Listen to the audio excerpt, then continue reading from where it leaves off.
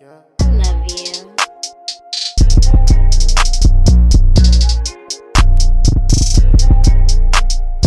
Hey, welcome back to another episode of the Sports Redefined podcast. I'm your host, your best host, Nam D, aka Premium Nam. Alongside, we got the People's Champ, KC. All right, so guys, listen up. Today we got something different today. This is our first guest interview. He is an honorable All Big Ten. He's a two-time All Academic Big Ten. He is a barred lawyer in Washington, D.C. He has played football at Penn State University. On defense, he's known as the Nigerian Nightmare. On offense, he's known as the African Blindside. Welcome to the show, Chima Okoli. Welcome, brother. Welcome. Thank you very much. The nickname's always on point, man. Thank you very much. I appreciate that. All right, so Chima, we're gonna just get right into it. Tell us how you got started at football. I just mentioned that you played football at Penn State University. How did you get started in football? Right. So obviously being Nigerian coming up, soccer was my main interest. But as you get a little bit older, I remember being in the high school cafeteria. My brothers had played football, one of which was still there at the time when I was in high school. I was a freshman, he was a senior. And the head football coach was just stops me like, man, look, you need to come out for the team this afternoon. Like, just pulled me to the side of the middle of the lunchroom and was like, look, you need to do it right after school ends. Meet me here. Let's try out, get it done. And I did, and honestly, no looking back ever since. But it was literally just like that. Okay, all right. I wish we all had that kind of story. Hey guys, go to this tryout. He almost seemed kind of mad, like, man, go ahead, man, stop playing. Like, look, you need to be like, all right, enough, So but I really do thank him for that day because honestly, what a life-changing decision. So you mentioned that your parents are Nigerian, right? So how did your parents take to you actually playing football? Because a lot of parents in this day and age say football is a gladiator sport. It's brutal and violent. So how did your parents take to that? It is. Football is all of those things. And it wasn't something that they sought out and were like, oh, wow, traditionally, this is what I would look in the sense that an American parent, may say, I want my son to be the point guard or the quarterback, right? Like, you grow up understanding that these positions are things that are coveted and positions of authority on the team. With my parents, it was more of obviously take care of yourself, make sure your academics are in line, right? Make sure that those are where they need to be. And once football became a more viable vehicle to get scholarships, obviously they were more supportive of it. But definitely always people who sacrificed to get you to that practice or to buy those extra supplies for you. So they were integral in the early part of the journey for sure. Okay. What was your ranking like before coming to Penn State? So they have a lot of 5-star recruits, 4-star recruits. What was your ranking, and why was that your? If you I was a humble 3-star recruit. You know what I mean? But none of those rankings matter, man. Honestly, once you get into the mix, because for example, there are certain people who, mind you, they're 5-star XYZ, but their town might only have 600, 700 people. You know what I mean? And the level of competition they played against, it might not be the highest. So. But then you got dudes who are 5 stars, XYZ, and then they come first day of camp and they ball, and you be like, yeah, all right, cool. He's tough. You know what I'm saying? So once you get into the mix and everybody's in practice and everybody's kind of moving around, all that stuff goes out of the window, and then you see who could play it and who can't. And that adjustment is rough, particularly when you are age 18 and you are new to a lot of different things, not only football, right? But it's the new town, it's a new city. It's a new understanding of what life means. Let's say you're from New York City and you're going to University of Nebraska or Tennessee. It's a huge culture shock, right? Mm-hmm. And adjusting to that is a big part of your first experience. So once you kind of hit the locker room and you start talking to people and you feel everybody up, a lot of those rankings go out the window. But I was definitely one of the top 50 players nationally when I was coming out. So Chima, what was it about Penn State that made you want to go there? To be honest, man, so where I'm from Virginia Beach, Virginia. obviously by way of Nigeria, as me and Nam had discussed. Everybody where I'm from, our school is Virginia Tech. Coming up my area, you have people like Michael Vick from my area, Allen Iverson from my area, Tyrod Taylor and Cam Chancellor actually hosted me on my Virginia Tech visit, because that's what it was. That was kind of the school that everybody had went to. Percy Harvin's from this area too. A lot of really, really good players. And I was like, that's cool, but I've always been somebody who valued originality, right? It's like, just because I've always been a little bit different, you know what I mean? Just a little bit. And there was something about Penn State, it was an unknown quantity to me, you know what I mean? I wasn't too sure, that much about it, but everybody that I had spoken to, even, where I'm from, would always tell me about the school, and they would always tell me about the alumni base, and they would always tell me about the winners up there, and playing for Penn State and Beaver Stadium, those type of things before I could even really understand them. And in combination with a good academic profile, because that was a big thing for me as well, meaningful academic profile in whatever school that I chose to go to. So Penn State was able to kind of give me both of those, a good quality of football. And I think the year before that, they had won the Orange Bowl, you know what I mean? And they were coming off some really, really high profile wins. And I also knew that they took their academics seriously as well. And that was big for me. Okay, hold on. So you said you mentioned Percy Harvin, Michael Vick, AI. Myself as well. Oh, sorry, and yourself. Like, what's going on in that Virginia water with all these athletes that are just coming out there? Do you guys train differently than most normal suburbs or cities, or what's going down in Virginia Beach that those kind of athletes come out? Man, I wish I knew, you know what I mean? But the truth is, it's like at that time, you also have Pharrell Williams and Timberland and the Clips and Missy Elliott. You also have a huge talented, let me just plug the music side as well, so I can't really tell you exactly what it is, but I will say that we have a lot of different people from a lot of different cultures that move here, particularly because of like the military influence. So you have a lot of guys who are from New York, or guys who came from Atlanta, or Teddy Riley actually came down to Virginia Beach, and that's where the Rump Shaker video is shot. And Pharrell allegedly made that beat when he was 17, but he claims that he didn't. He probably did. But anyways, it's sports and it's music, and it's that type of, summers doing 2-a-days and listening to Lord Willing when it came out. You know what I mean? It's like they just go hand in hand, and with the area being what it is, it's Virginia Beach, it's Norfolk, it's Chesapeake, we're competitive. You get what I mean? It's almost like the boroughs of New York. We're competitive within our space. It's like when you go up to DC or you go up to Maryland, 20 minutes in either direction will land you in a different part of that state or a different state entirely. So it's competition that I would say. It's competition, and it's also it's a standard of going to school and starting and playing well.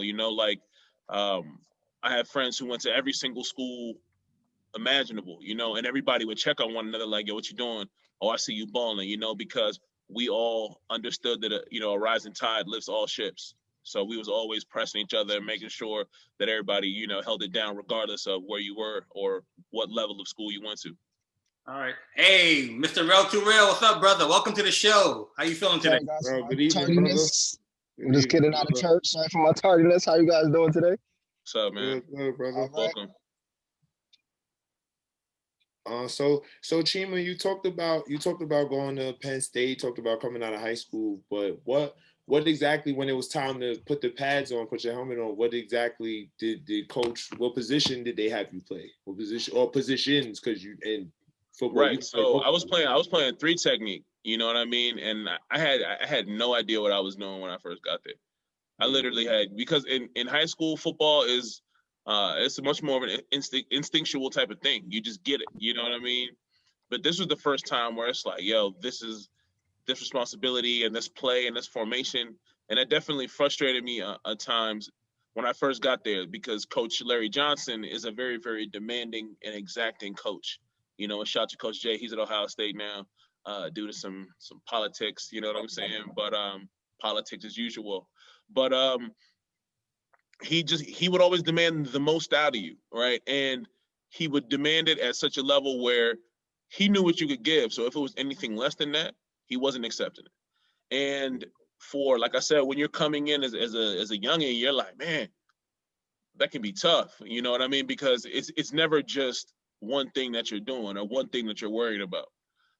But when I first got there, it was a matter of trying to understand what it meant to play defensive line at that level, right? At the highest level, and trying to see how I could perpetuate the successful things that people have done before me, right? That came, especially with the Penn State D-line. It's a lot of really, really good players that have come and gone. So there's a very, very high standard that's been set. So that was my main thing. And truth be told, man, it was hard. It's a hard adjustment because you have the pressure on yourself to perform, but you also have the usual expectation of being excellent at what you do. And those two things, trying to weigh them out, can be tough when you're first getting into it. Yeah, I have a question.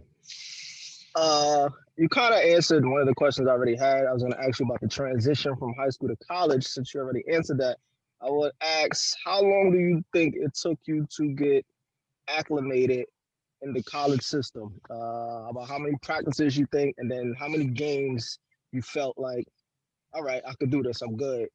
And one more question, how much do you feel like your teammates helped you get acclimated?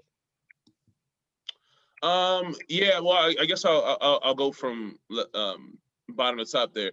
Your teammates are important, man. I remember we would have, this is probably like maybe like 08, you know what I mean? So it's a long time ago, but I had a teammate whose father had passed, and we all got on buses and went to Maryland I didn't, but maybe like 70% of the guys did. All went on, went to Maryland to his pop's funeral. The old heads would take you aside, and get you right. You know what I mean? If you weren't really handling stuff well, or there's a lot of pitfalls that you can ensnare yourself in, and they would put you on game that way as well. Kind of give you a heads up, maybe about who you need to associate with and who you might want to reconsider associating with due to their experience. And that's really how it's supposed to be. But as far as the adjustment, maybe your first couple of practices is still kind of like, you still like, man, this is cool. You know what I mean? This is tough, but it's different. It probably takes, I'll say, a good couple of months for you to get adjusted to school and scheduling and going to mandatory breakfast. Because every day at 9 a.m. we had mandatory breakfast where you had to go and check in, or else you was going to be in trouble. You know what I mean? No matter where you were, if you was on campus, whatever. So those little type of rules, they would definitely be the worst. Like, man, we were grown about it and complain. But all of those little type of things just reinforced what it meant to be above good and be at that high level. And if you want to maintain that high level, these are the things that you have to apply to it. So that adjustment is all part of it. And having like seniors and juniors that would take you aside and get you on game is really, really important, because eventually that's going to become your job as well. So you were coming in, you became a senior, right? Freshman, sophomore, junior, senior, you became a senior. So who were any rooks or sophomores that you had to mentor? I'm trying to think any of them that y'all would know. Probably this final class, like the last class of dudes on the team. Obang, Nam, you should at least. A lot of the guys from that last Bill O'Brien class. So and I'm not going to gas and overstretch my word as mentor, but a lot of the young dudes that are playing in the league now, Donovan Smith. I remember when he was in high school, he would come up and he would stay with me and Quinn Barham. Shout out to Quinn. He also works at Ohio State now, the enemy, but that's my man, my former roommate. But a lot of the guys would come up and just kind of hang out before they were anything like, y'all want to come hang out, let me crash on the couch. And to see where he is now, see all of the success he has, super happy for him. But, you look at guys like Allen Robinson, who I barely heard him say all that much his time being here, but he's been thriving quietly with below average quarterback play as one of the most solid receivers in the league. You know what I mean? What So team does he play for? it's a ton of them. Go ahead. What'd you say? What team does Allen Robinson and Donovan Smith play for again? Donovan Smith plays on the Bucks, so you're gonna see him tonight. And then Allen Robinson plays on the Bears. So he's their leading receiver, and he's a really, really solid player. And he used to play for Penn State, number 8.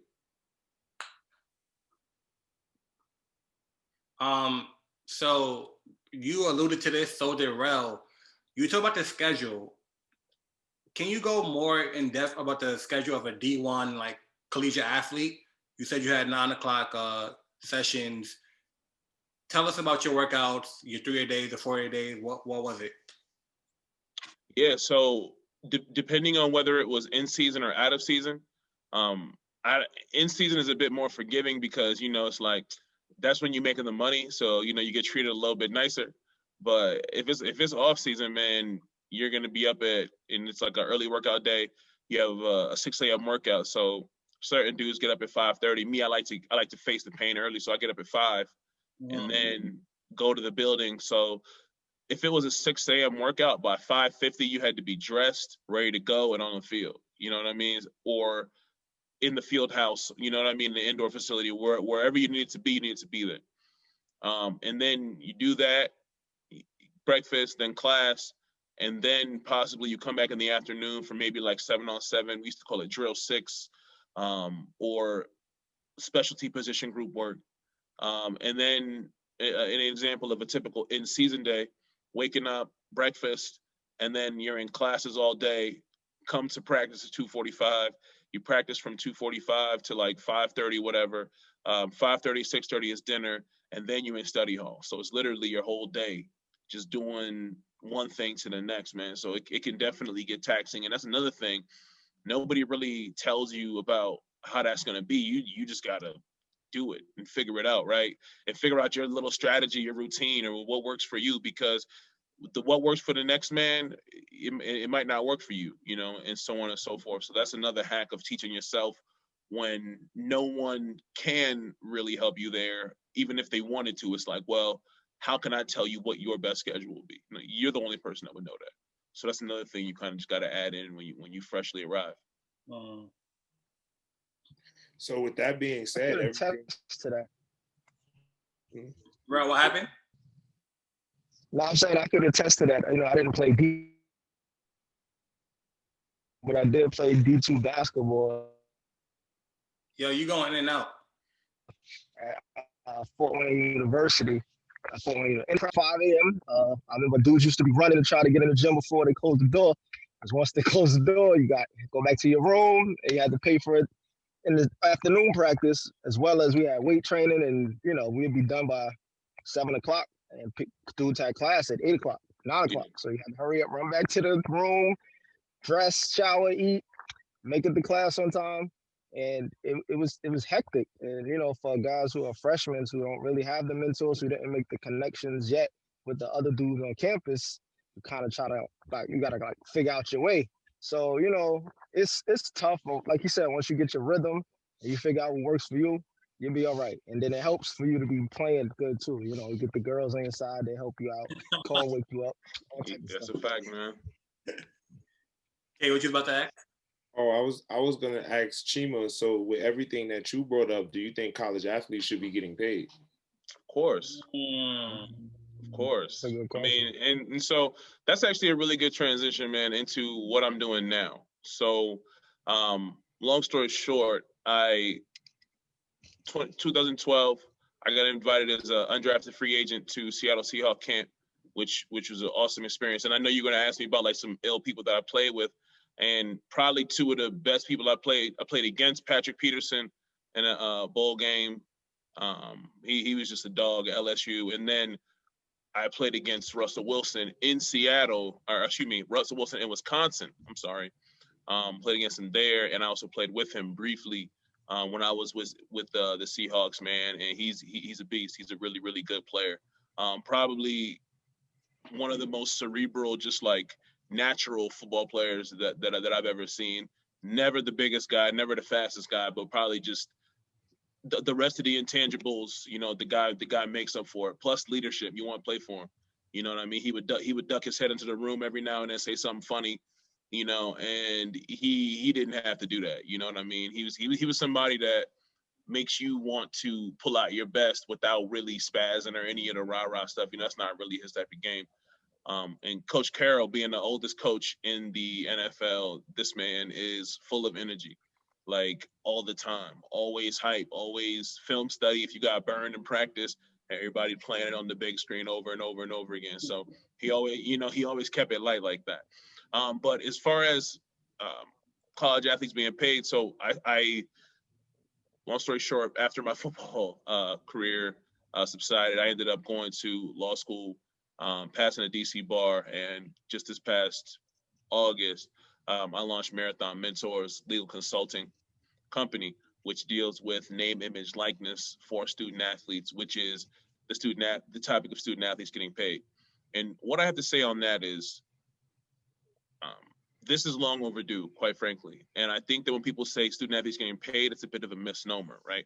All it is allowing student athletes to participate in the economy that they create based on their exploits, right? Like, for example, it's not big bags of money being dropped off at student athletes' front desks or porches or whatever. It's saying, listen, if you have done the work on the field or on the court or ice hockey or in the gym, whatever it may be, and someone recognizes that and wants to compensate you for that, then that's not going to be illegal. You got to remember, we're going back from the Fab Five and Jalen Rose and Chris Webber and those guys, and their jersey is selling at the bookshop for $100 back in the 90s when $100 was something, right?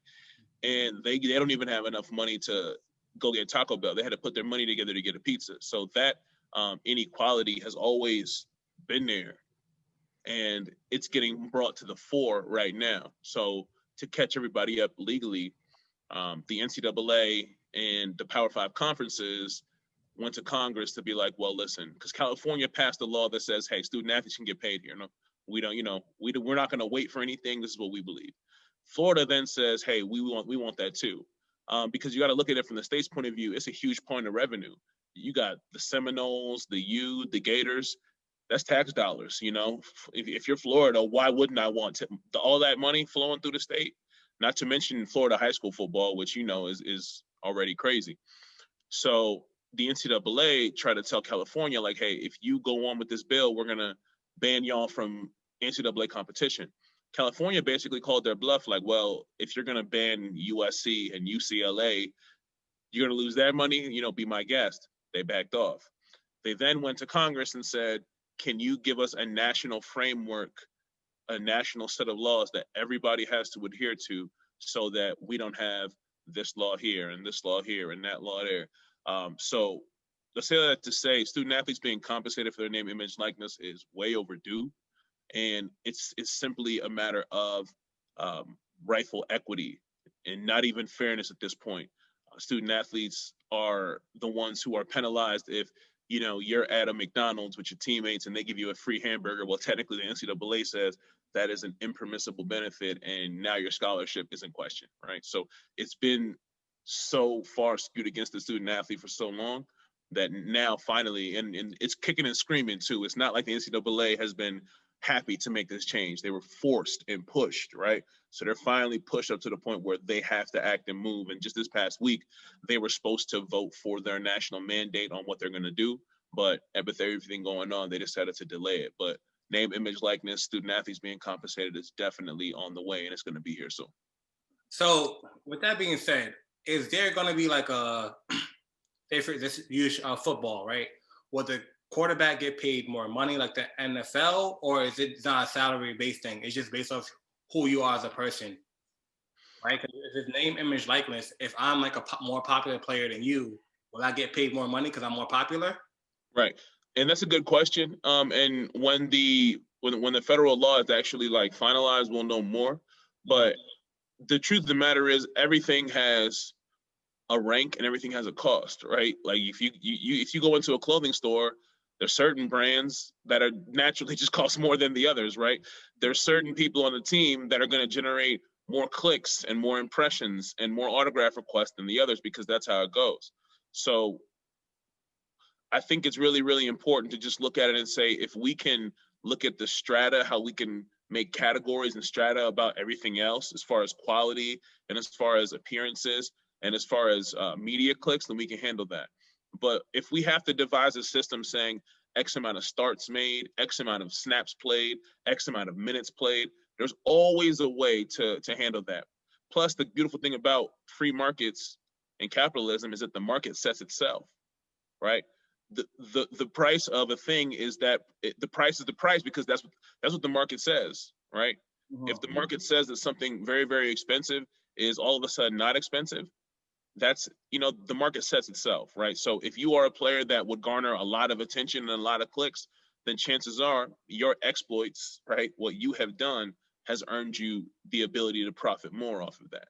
And if you're, the backup tight end who gets maybe 1 or 2, 3, 4, 5 snaps a game, then there's a good possibility that your chances of that, at least that traditional way of monetizing your name, image, and likeness might be lessened by that. But there's definitely an opportunity for you maybe to go back home and do smaller type of things, right? So it's always relative, right? I think that we have to get away from every single athlete is going to become Justin Fields and Trevor Lawrence, right? Like, that's not how it's going to happen for the vast majority of student athletes.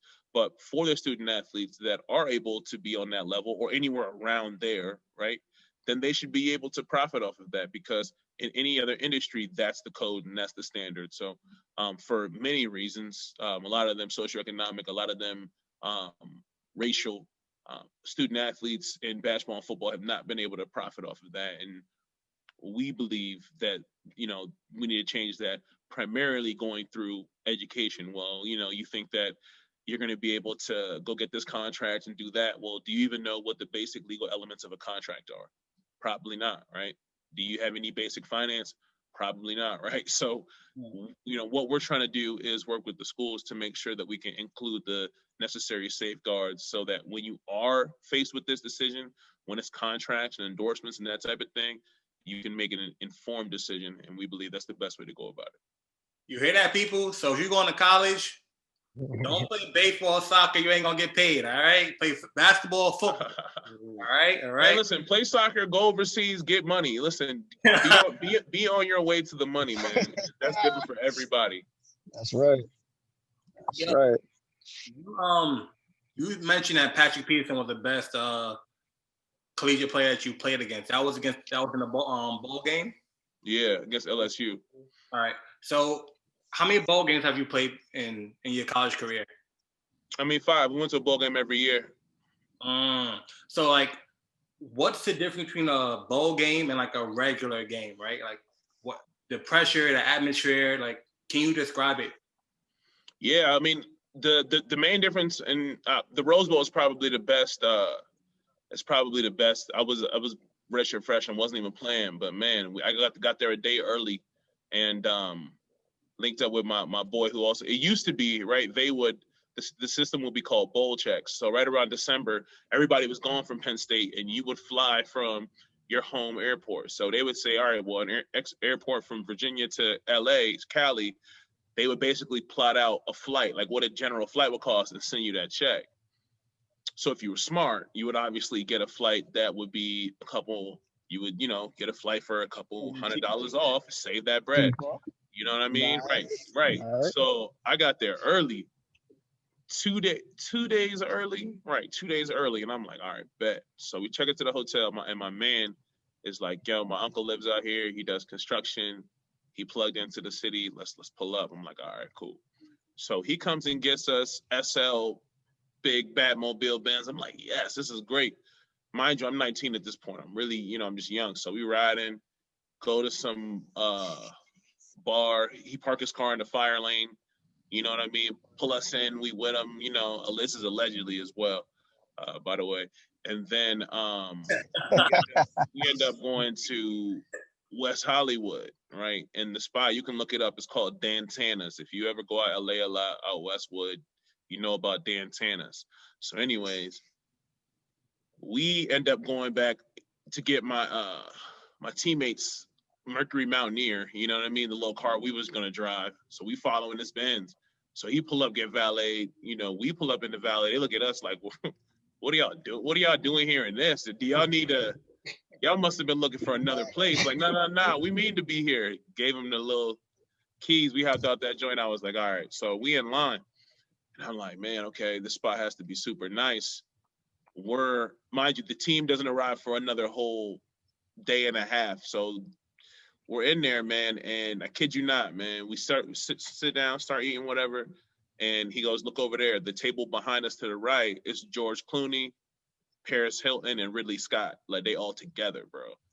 And this is not a word of a lie, bro. Like, I could have reached out and touched them, but I couldn't wild out because everybody was like not making a big deal out of it. I'm like, oh, this is crazy. I'm like, all right, cool. So we eating, and I go to the bathroom. And y'all seen the movie Tales from the Hood, right? Anybody seen that movie? Heard of that? So like the black dude who plays like the evil character, that like old black guy, he was in the bathroom washing his hands. I was like, yo, I like your movies. He was like, okay, thanks, man. And I'm just like, yo, this is a trip, you know? So as we sit down, we finishing up, the bill come, that joint is tall as a house.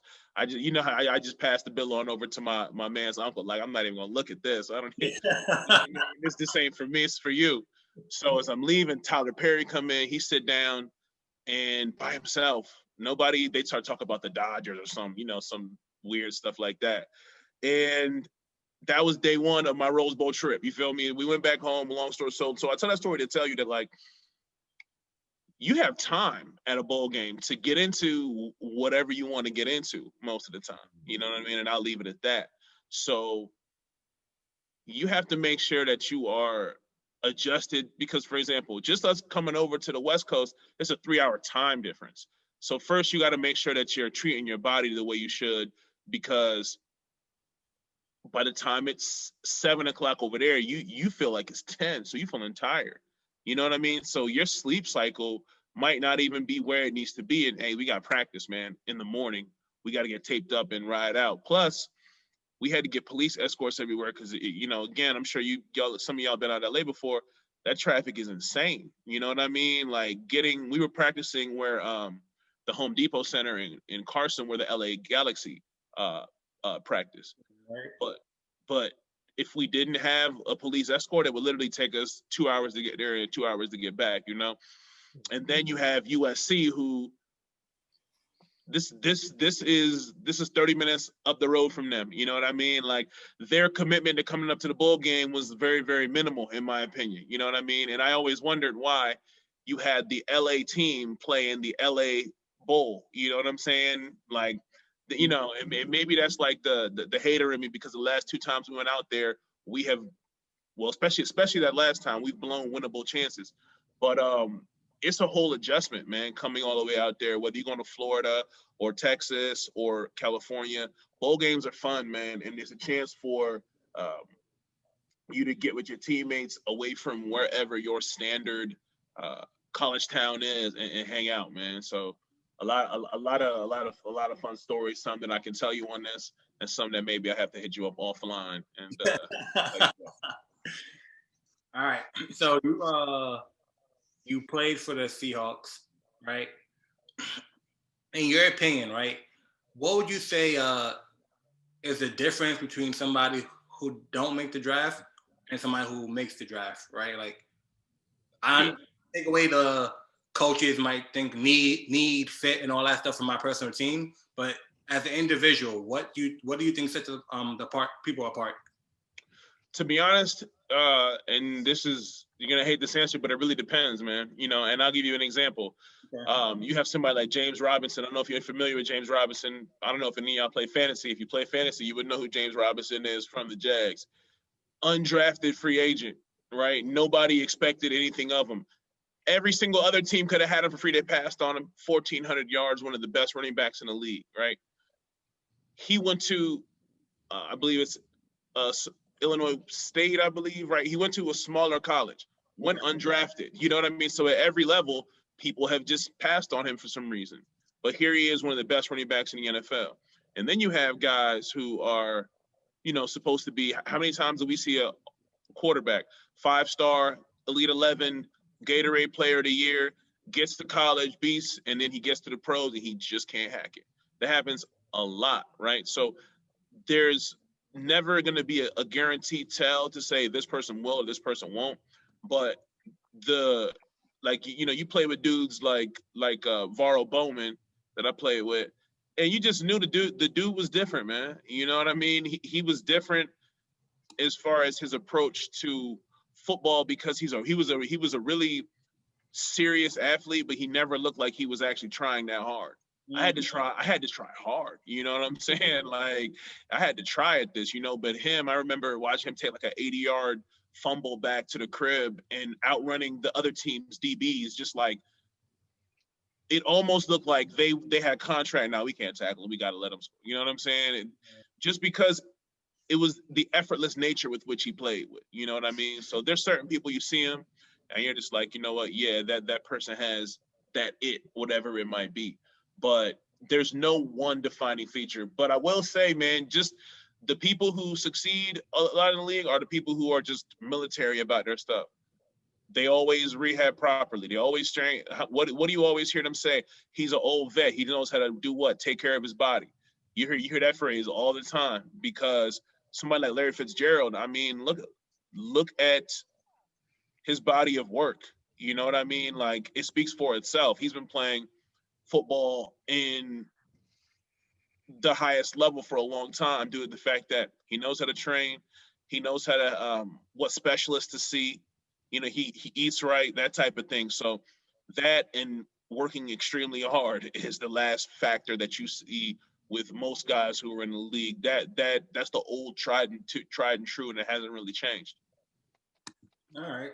So you were alluding to the mental aspect of like the game. Can you go into more? So takeaway besides like taking care of your body, how would you get ready for a football game, right? Say if it's a Rose Bowl, it's your senior year last year. How would you sit down and say like, hey guys, we have to win, right? Like, what's the mental aspect of it?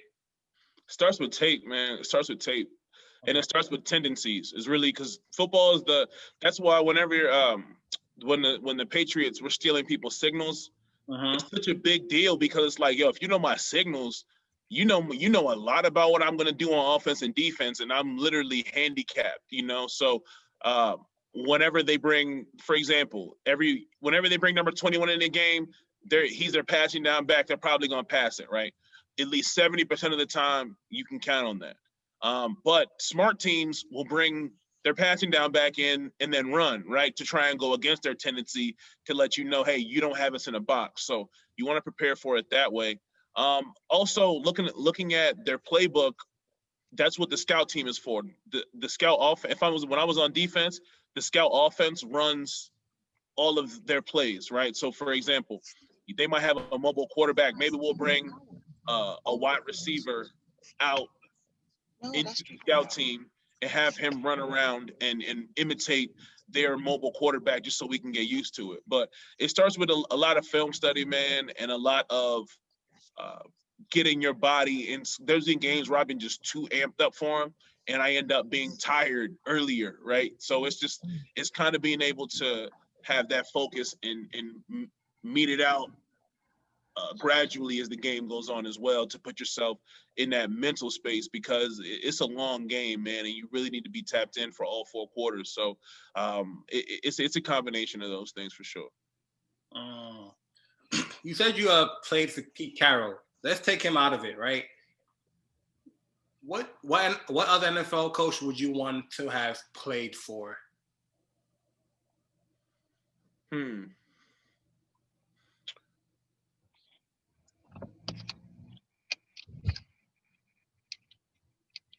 I like Bruce Arians a lot, man. You know what I'm saying? I like Bruce Arians. I think he's cool. I think that he's a player's coach. Also, Tony Dungy, because he gets things done without really needing to raise his voice or amp up too much. He's a very, very respected and measured man. Yeah, those are a couple coaches right there. I like Bruce Arians because he lets things hang loose, and I was wondering how it was going to work with him and Tom Brady, because Tom Brady. Remember the other guy I talked about, analytics, numbers, charts, like percentages, avocado ice cream. You know what I mean? I don't know if he likes that, but he eats it because maybe it gives him a.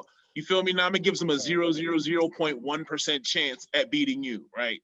You know, that's it. And me, I'm more of a creative, and less of a by the numbers analytical type of person. So I think I would get along with Bruce Arians, somebody like that who knows how to have a little fun, hang a little loose with it. All right. So sticking with coaches, you played for Joe Paterno, right? So what was your relationship with him? Like, how was Joe Paterno? I know he gets a lot of slander for what happened with the Sandusky stuff, but like, can you tell us, like, how was Joe? Yeah, no, he was just an old man who liked football. You know what I mean? And perfect coach, of course not, right? But I think what was so different about him was the simple fact that academics was so important to what was going on, right? He would have people come in and check your class to make sure you were there. You know what I mean? And then he would tell you about it, no matter who you were. So now, and you can look at it within the graduation rates, and you can also look to the type of people that are produced from Penn State football. If you come and you sit down and you talk to, especially Joe's guys, these guys are different. You know what I mean? They're doing things, they're going places, and Joe always emphasized your career trajectory once football was done. Like, what type of man are you going to be? What are you going to add to your corner of the world? What are you going to add to how are you going to improve your block or your city or your family? And that was important as well. But yeah, and going through that period, it was almost like, and I won't get too in depth to it here, but it was like, man, you know what? At the end of the day, the media is a powerful thing. You know what I mean? So it's hard to refute what they say if they say it enough times, but more than anything, the man was focused on making sure people graduated and making sure that people had a chance to improve their lot in life, and for that I gotta give the man a big up. Being a former college athlete, what do you think about the Jaguars' hire of Urban Meyer recently? I wanted to get your thoughts and opinions on that, to be honest. Yeah, Urban Meyer said he's never gonna coach again. Guilty wings have got no rhythm. How the song go? But this man, I think if you're the Jaguars, that's a great hire, right? Speaking objectively, but again, Urban Meyer looks for a good opportunity and he takes it, right? Regardless of whether or not him saying that he doesn't want to take any more opportunities. You know what I mean? It's that type of thing. I'm curious to see what he does. Obviously, Trevor Lawrence, he looked at that opportunity saying, like, I can get my own staff, a fresh start. Let's do it. But the truth is, man, you have the same college coach who will sit in your grandmother's living room and tell her how she's going to take care of your son and how, you're a big part of what they're doing. And then Tennessee calls him and offers him $5 million a year and he's out the next morning. You know what I mean? That happens all the time, right? So again, it has to be the accountability that goes the other way when dealing with the coaches, because they don't have to sit out a year, you know what I mean, when they transfer. So there's just so many rules that need to be brought back to the fore. And Urban Meyer being able to kind of go to Florida when things weren't so, when Tebow and them left, the talent dried up a little bit. Then he's at Ohio State. had some situations at Ohio State, said his health was acting up again, quit there, now he's back. But that's Urban Meyer for you, man. That's Urban Meyer for you.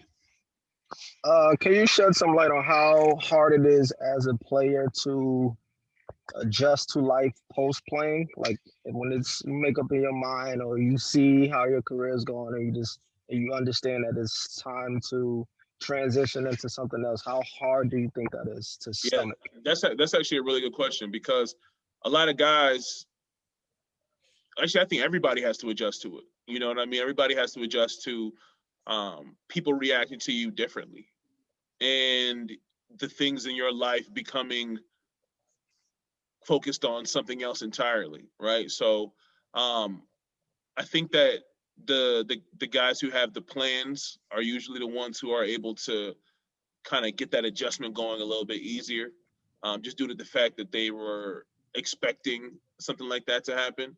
But it's definitely an adjustment. It's definitely even the way that you eat. You know what I mean? Like, you need to make a serious adjustment to your life because you want to be able to be productive in that next phase of whatever you're doing. And a lot of guys, especially if you have a 10-year NFL career, you've seen the highest of the highs for a very, very long time. But you always need to be, I call it future-proofing yourself. You know what I mean? There would be guys who, hey, I have this investment going here. Not like me and my buddy are going to open up a club. You know what I'm saying? Like, some serious investments that are going to work. And you have, guys who are saying, I'm a trader in this cryptocurrency, or people are helping me invest in this way. You have guys who make that preparation for, hey, I'm not going to be playing football one day. This is the best way to continue to thrive. Because let's be honest, like, you get out of college, you're 21, you play in a league 4 or 5 years, 6 years, 7 years, maybe. You get lucky, you have a long career. You're still 28. You know what I mean? You're not old. You still have a lot of life that you got to live. And you see people who might not have managed their money the best in locker rooms. NFL cut day, they're distraught, because they don't really have what you would call any semblance of a real backup plan. So then all of a sudden they have to put their pieces together. And, I always say, get ready for that next turn around the bend so that you don't have to try and scramble when it comes. So yeah, that's definitely a good question. And having a plan helps you adjust probably better than anything. So I have one more question. This is an easy question. I just want to hear. I just want to hear it. I'm pretty sure we all know the answer, but how easy is it to blow your money as a pro? Oh, that's actually a good question, dude. It's only easy on days that end in Y. You know what I'm saying? Like, yeah, bro. It's because at the end of the day, you have people around you, and it's not even like, it's just, you have to watch the women that you're interacting with. You have to watch the men that you're interacting with. You know what I mean? You have to watch the financial advisors. I know guys who are financial advisors from big time agents that I'm not at liberty to say on this call, but they take $900,000 from guys. You know what I'm saying? Like, and it might not be all at once. You know what I mean? It might be through this, that, and the third.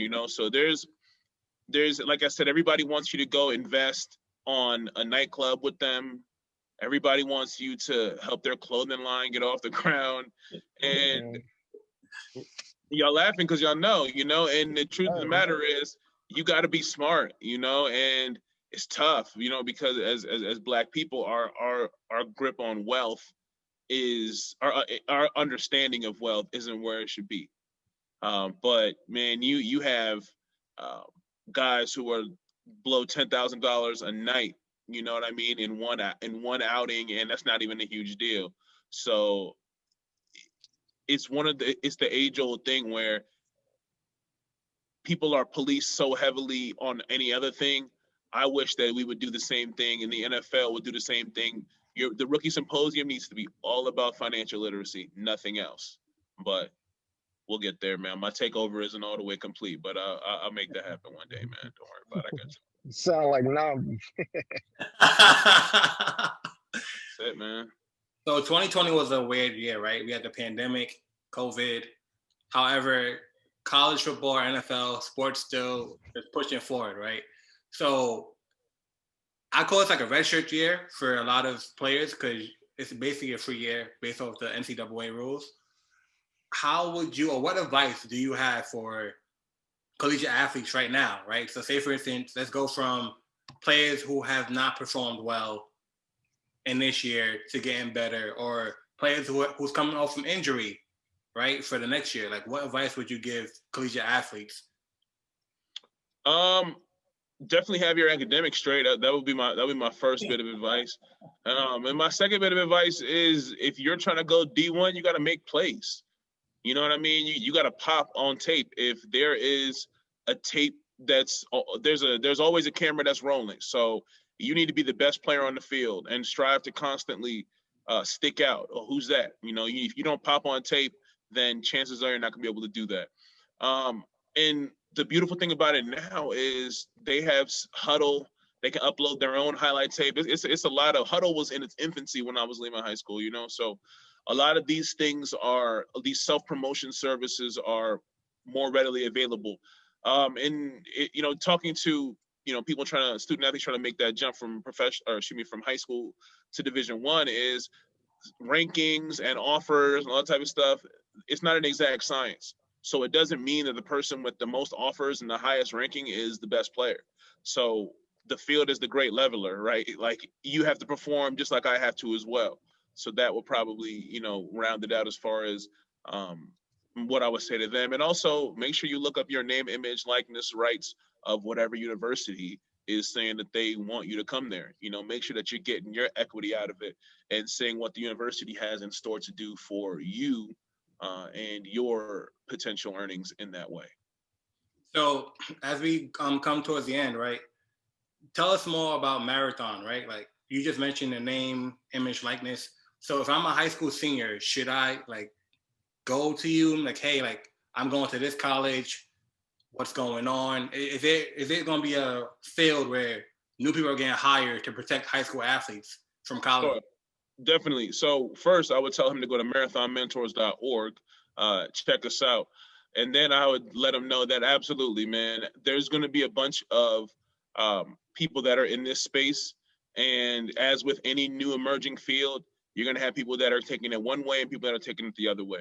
Marathon Mentors, about us, we seek to put tangible skills in these student athletes, right? So basic understanding of financial literacy, basic tax information, business startup formation essentials, right? So these are things that you might never go pro, but you're going to pay taxes. You're going to earn a salary at some point. You're going to do all those things 100%. So what we're doing is having professionals from the legal world, from the finance world, from professional development, student welfare. We're having those professionals boil those things down by contacting alums of universities and say, hey, when you started out your business, what are some important things that you would like to pass on? That's real life knowledge. That's it takes it out of the book learning and into the practical. Hey, based on my experience, when I actually did this thing or that thing, here are some things that I would like you to know. And our approach is, yeah, it's awesome to be able to, quote unquote, get paid, but it's much more important to have those tangible life skills that are going to come into play time and time again down the road, regardless of your career choice.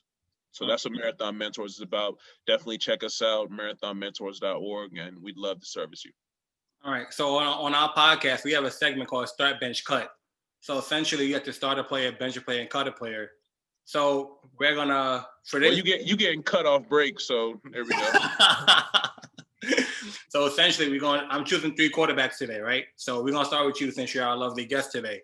Start, bench, cut. Tom Brady, Aaron Rodgers, Patrick Mahomes. Oh, Jesus Christ. See, all right, okay. All right, so. It's not a perfect science. No, that's cool. You're right. Yeah, you go ahead. We're going to cut Tom Brady off top. Yeah. Who you starting? Who you benching? Who you cutting? So you cut Tom Brady. Who you going to start? Who am I going to start between Mahomes and Aaron Rodgers? Well, we got, you know what? Here's what I'll say. I know he got hurt today, but we got to go with Mahomes, man. All right. So you're going to start Mahomes, bench Rodgers, and cut Tom Brady. Absolutely. And I'll tell you why, right? We're benching Tom Brady because. Well, you're cutting him. You're not benching him. I'm sorry. Yeah, we're cutting Tom Brady because he's at the point in his career where, you know what? It only takes like that one little hit that might, get him up out of here, right? In between, that's what I'm saying. And Tom Brady needs a lot around him to make it right. Legend, awesome player, no disrespect, right? Arguably the greatest, but as of right now, we get him out of here.